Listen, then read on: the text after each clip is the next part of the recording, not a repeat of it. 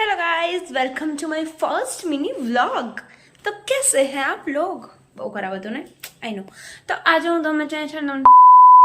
તમને છે ને અમારા ઘરે નવું એર ફ્રાયર આવ્યું છે ને તો એ બતાવું। જો કેવું છે। તો છે ને આજે અમે એમાં છે ને પિઝા બનાવવાના છે। પિઝા શું તમને પણ પિઝા ભાવે છે? नहीं।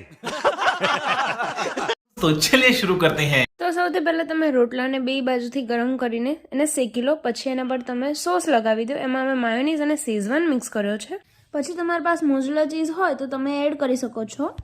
અને સલાડમાં મકાઈ, ડુંગળી, ટમેટા, કેપ્સિકમને મિક્સ કરીને એમાં મરચું, મીઠું અને શેઝવાન અને માયોનીઝ એડ કરી દીધા છે। પછી એના તમે લગાવી દો અને એના પર મસ્ત ચીઝ ભભરાવી દો, જોરદાર। કેમ કે ચીઝ વગર મને ચેન પડે નહીં। હવે પિઝા પર તમે ચીલી ફ્લેક્સ કે ટોપિંગ્સ એવું નાખવા માંગતા હોય તો નાખીને પછી એને એર ફ્રાયરમાં મૂકીને 160 રેન્જ કરીને એનો ટાઈમિંગ તમે 10 કે 15 તમારે જેવી ક્રિસ્પીનેસ જોતી હોય એ પ્રમાણે કરી શકો છો। એટલે તમારો આવો જોરદાર પિઝા તૈયાર થઈ જશે। એ સ્વીટ ઓન કરવાનું ના ભૂલતા હો। મને તો બહુ ભાવ્યો, તો તમે બી જરૂર ટ્રાય કરજો। બાય।